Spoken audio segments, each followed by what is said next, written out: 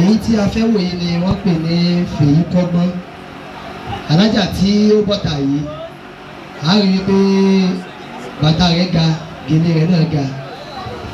Ó wá fẹ́ kọ́ wa ní kinní kan. Bísímìlà. Islam dínú iṣu. Ó ní èmi tẹ́ ń wò yìí, èmi ni ẹ̀sìn Islam, ẹ̀sìn ìrọ̀rùn. Bí a bá ti lè rí mùsùlùmí àti rí Islam náà, níwájú ara rẹ̀ níjúwe Islam wípé èmi náà ni Islam, ẹ̀sìn ìrọ̀rùn. Bó ti ṣe tán ẹlòmíì náà wọlé, àfa àti wọlé bọ̀ yìí, ẹ̀yìn pé àfa òní tẹ̀sùbá ni, tẹ̀sùbá àti ẹ̀ ń wọlé gan, láwa ní ẹ̀gán tún lágbára. Islam dínú rahmatu. Ó lémi dẹ́ ń wò yìí, èmi ni Islam, ẹ̀sìn àlàáfíà. Lóòótọ́ àwọn èèyàn láwọn wájú wa, àmọ́ àwọn náà ni wọ́n represent Islam. Náà ẹlòmíì náà tún wọlé, ẹ̀ẹ́rì gbé múra wọn òjọra wọn, oníjàgùn ńlá lélẹ̀, ìjàgùtẹ̀ náà wọlé.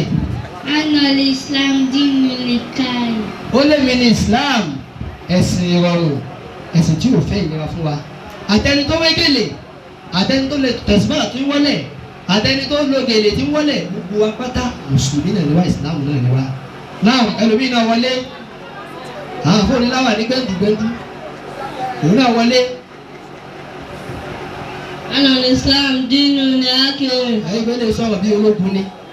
Ó lè mi lẹ̀sìn Islam, ẹ̀sìn ó tọ́, èmi lẹ̀sìn Islam, ẹ̀sìn tọ́lọ̀ ń fẹ́ràn tààrà. Ẹlòmíì náà tún wọlé ẹlẹ́hà àti ẹ̀wọ́jú tiẹ̀, Allahu Akbar. Islam dínú lọ́sọ̀kọ̀. Ó lé mi náà tẹ̀ ń wò yìí, mùsùlùmí ni mí, èmi ní Islam, èmi sì ní ẹ̀sìn mọ́tótó, ní tí mo gbé sójú yìí náà, Islam ni mi náà ń ṣe. Ẹlòmíì náà tún wọlé. Islam dínú muhabbati. Ó lé mi ní ẹ̀sìn Islam, ẹ̀sìn ìfẹ́. Ẹni pé ilé ìjáàbù tiẹ̀ ò délẹ̀, ẹnìkan ìjáàbù tiẹ̀ délẹ̀, ẹnìkan òun ò tiẹ̀ lo ìjáàbù tiẹ̀ gèlè lòún lò. Ẹlòmíì náà tún wá wọlé.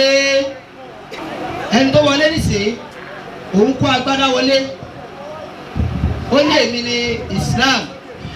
Islam dínú sakafati. Ó lé mi ní Islam, ẹ̀sìn ọ̀làjú. Ẹ rí i pé òun ò tiẹ̀ dé fìlà tá à ń dé, òun gẹ fìlà ń tiẹ̀ ni. Ó ní tòun tí bẹ́ẹ̀ náà mùsùlùmí ni mí. Islam dínú ilmi. Ẹ rí i pé léyìí ẹ ti rí dáadáa, òun ṣe bí àwọn ará bí ni. Ó jẹ́ wáyé pé àwọn oníhálíkọ̀ọ́dé ńlá wa. Àbẹ́mi náà Islam lèmi náà. Gbogbo ọpátá tí wọ́n dúró yìí, àwọn ni àwòrán Islam ti ń bẹ láyé. Oní Islam tó lo Islam tiẹ̀ débi pé ìjáàbù rẹ̀ ń wọlé, mùsùlùmí ni. Ẹni tó lo ìjáàbù tí ò délẹ̀, mùsùlùmí ni. Ẹni tí ń lo gèlè, mùsùlùmí ni. Ẹni tí ń lo tẹ̀sùbà, mùsùlùmí ni. Ẹni tí ń lo ráwà ńláńlá, mùsùlùmí ni. Ẹni tí ń lo fìlà tí ò tiẹ̀ tó abọ́, mùsùlùmí lòun náà. Gbogbo àwọn mùsùlùmí wá kó àwọn ìjọba yìí pé àwọn ní Islam, táwọn represent Islam. Ẹ máa wo tí ó ṣẹlẹ̀. Ní arákùnrin yìí tí ń jẹ́ èṣù, èṣù wa ń bọ̀. Ok, kéṣù tó wá dé. Lọ́nà mùsùlùmí àdájú náà kíbílà tó. Kéṣù tó dé, ọkùnrin kan bá ní gbogbo àwọn tẹ́rí yìí. Mùsùlùmí ni wá o. Kíbílà kan sì ló sọ gbogbo wa di ọ̀kan. Lóòótọ́ a lè mọ́ múra bákan náà, àmọ́ ọ̀kan náà ni gbogbo wa. Náà mùsùlùmí náà àdá al-Qur'an. Ẹni yìí ní gbogbo wa pátá mùsùlùmí ni wá o. Al-Qur'an òun sì ló sọ wá di ọ̀kan ṣoṣo. Lórí mùsùlùmí náà wà á dánú ní Islam. Ẹni yìí ní mùsùlùmí ni wá o. Islam sì ló sọ gbogbo wa di ọ̀kan ṣoṣo. Àwọn ibẹ̀ tán wá dira wọn mú.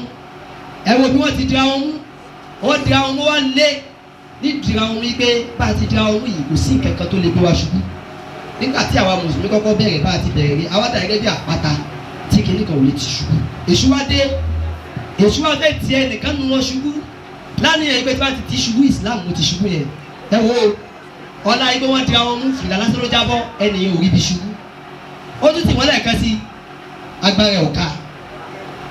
Èṣù tún tì lẹ́ẹ̀kẹta agbára ọ̀ka. Èmi ló fàtà agbára ọ̀ka nítorí pé kí ni wọ́n dira wọn mú. Wọ́n wo ìmúra ara wọn.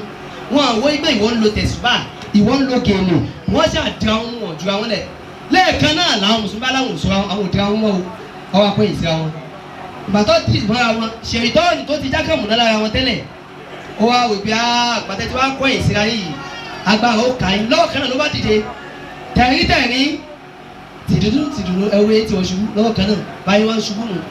látara ẹgbẹ́ àṣọkan ẹ̀rí kò tẹ̀ fọwọ́ kan ní àwọn lọ lẹ́ni àákẹ́dá sákọ̀tọ̀ mùsùlùmí báwọn mùsùlùmí bí wọ́n ṣe wá jábọ̀ nù nígbà tí wọn ò ti rí ọmọ ìyá wọn ní mùsùlùmí. ẹ wá. mo káńsù rẹ̀ ẹjọ́ pọ̀tà mo káńsù rẹ̀ kọ́ mọ́ káàdìsì lọ́dún yìí ní mọ́lídìí ni ọmọ mi wọn káàdìsì àdínkù tó sọ tálà nínú ẹ mọ́ káàdìsì mọ́lídìí mi mọ́ ẹ ṣe eré orí ìtàgé wáyé pé láwọn bá ẹ̀kẹ́lẹ́ bá lè wí káyé sì rí ẹ̀kọ́ kan kó ń bẹ̀ káwọn àti tálà ìyá rẹ̀ wá bí òwa fọmọ àná 10 naira 20 naira alihamudulilayi wàláyé 10 naira yóò lé yóò mi àmọ́ alihamudulilayi bọ̀tà ìtì ń bá sìlámù járe o níjọ́ tí sálàfí ò bá ti gbà yí pé mùsùlùmí ni bí mo ṣe wá gbádà yìí sálàfí ò mọ̀ ṣubú ni níjọ́ tí oníṣubú náà bá ti gbà yí pé sálàfí náà fóun náà ti ṣe wèrè lẹ́ẹ̀kẹ̀kẹ̀ yẹn náà mùsùlùmí lòun náà àwa náà mọ̀ yẹ̀yẹ́ ni a sì mọ̀ ṣubú ni ìtí ò jẹ́ kí mọ́lídì ìfẹsẹ̀ rinlẹ̀ dùn ní òun náà ní pé à ń takora wa àárín ọwá mùsùlùmí ẹ̀rí pé ṣe ìtọ́nù kò lágbára láti tìwá ṣubú àmọ́ ìdámọ̀ ìfìtàkùnlẹ̀ nígbà tá a túká aṣubúlẹ̀ kan náà bí ògiri subhana rabbik. jama ìjà gbọ́dọ̀ tóbi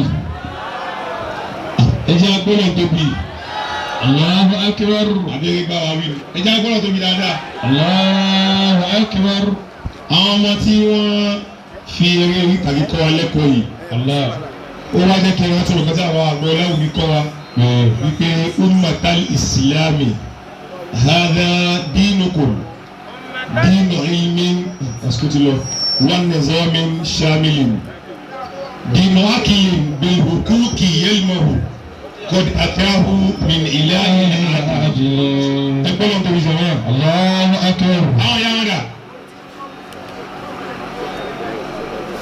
ẹni wàá lè máa ń bẹ̀rù jáde. Ọlọ́run ti yẹ bímọ àlùbáríkà lẹ́bí. bẹ́ẹ̀ni.